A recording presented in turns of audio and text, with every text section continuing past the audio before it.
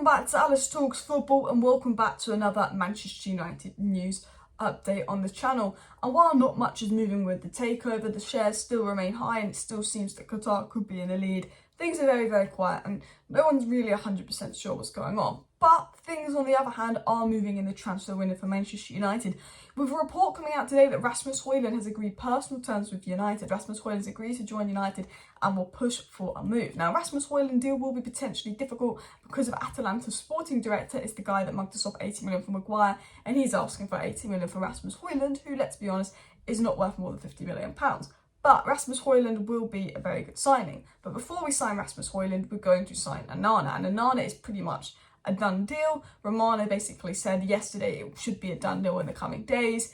United just got to agree a fee with Inter. The feeling is a fee will be agreed. Onana's already house hunting in Manchester.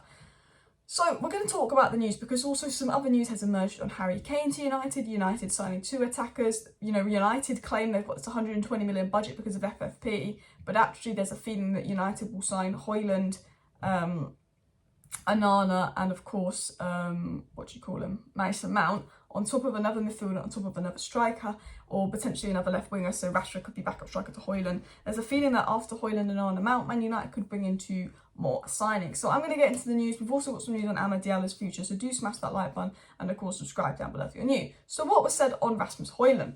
It was said Rasmus Hojlund and Man United have agreed personal terms. He will hand in a transfer request if the clubs can't agree transfer fees. His new agents, SEG, is the same as Eric Ten Hag's representatives and are working on a deal, says Jack Talbot.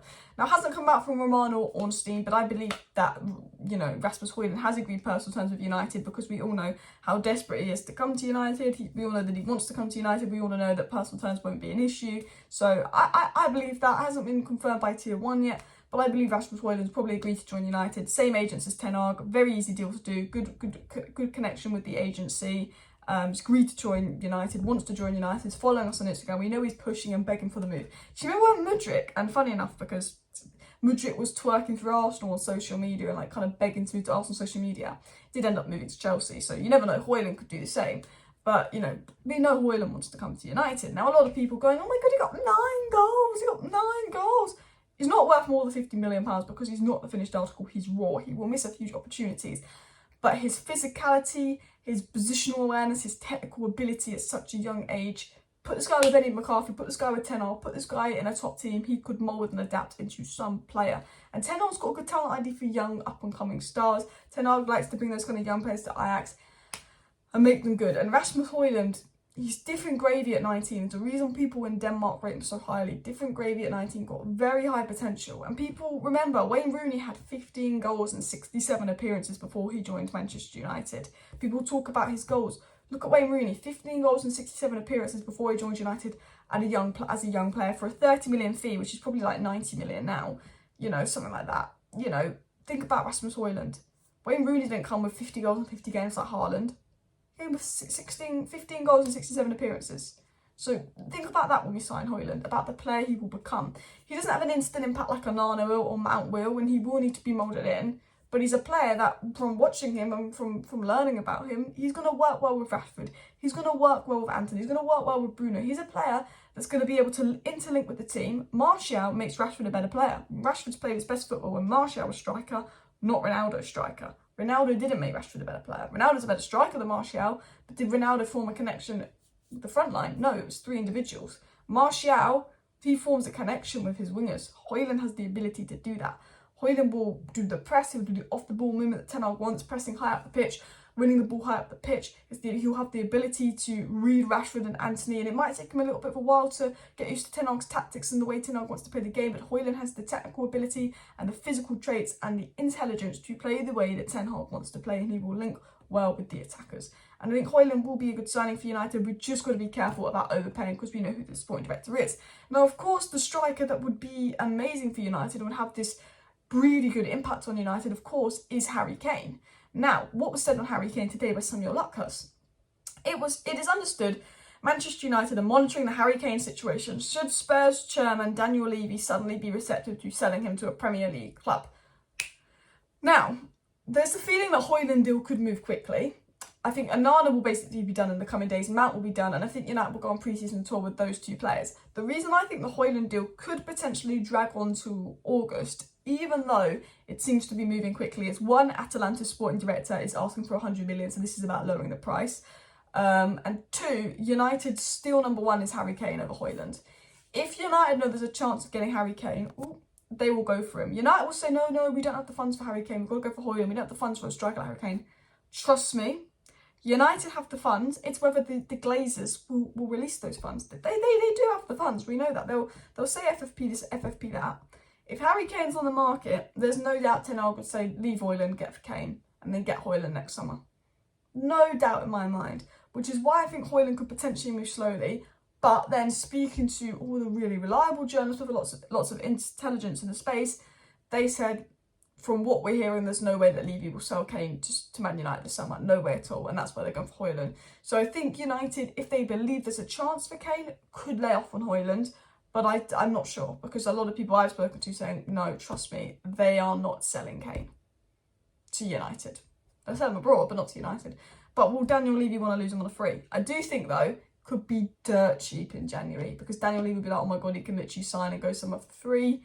United could swoop him with 50 million in January. Hopefully we'll have Qataris by there. Bish, bash, bosh. Get Kane done. It was also said by Samuel Luckhurst that Erik ten Hag would like to bring two forwards this summer. One who's an out-and-out number 9 and another who can play across the front three.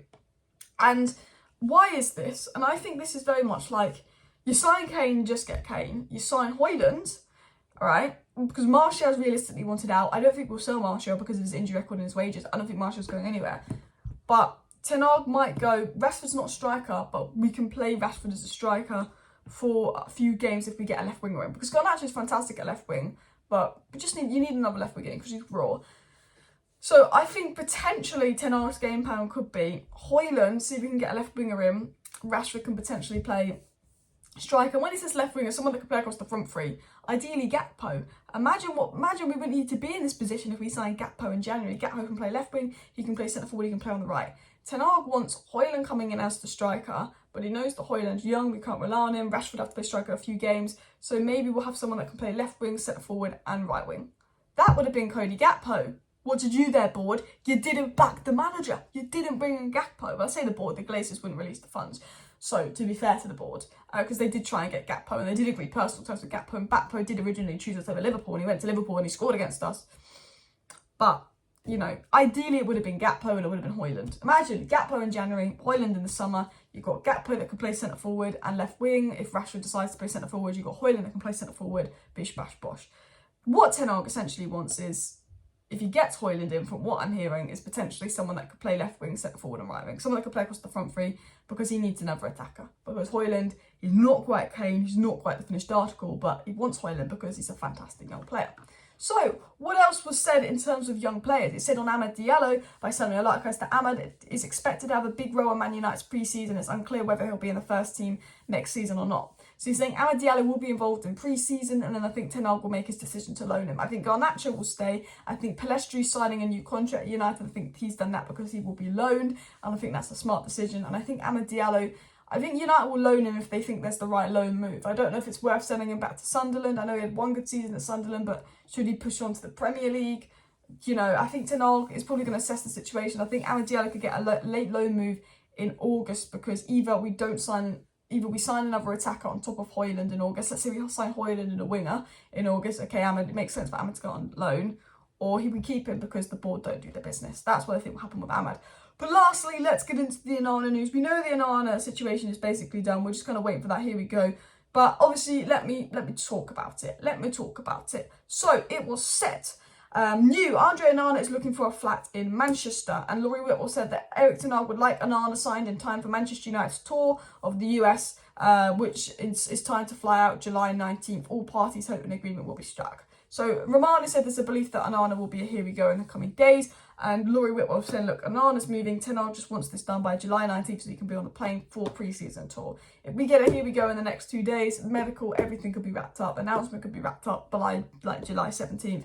Onana can be on the tour for pre-season plane be on the plane for pre-season tour, And that will be really good because Onana is going to be very different to De Gea. It's going to be a very different way of playing. And also Dean Henderson doesn't want to go on the tour because he wants to transfer away. So imagine if we don't get Onana done, we have to bring Dean Henderson on the tour and then we have to swoop him back away for his transfer and then bring Onana in late and disrupt the whole situation.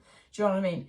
Onana is really important to have on pre-season tour because the centre-backs have got to get used to playing with him. It's going to be very different to David De Gea, very different player.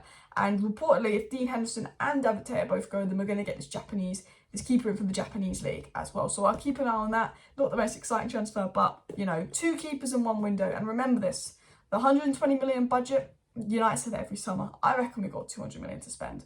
So I think we could be in for some surprises later in the transfer window. Smash the like button, subscribe down below. I will be back later with some updates. See you then. Bye.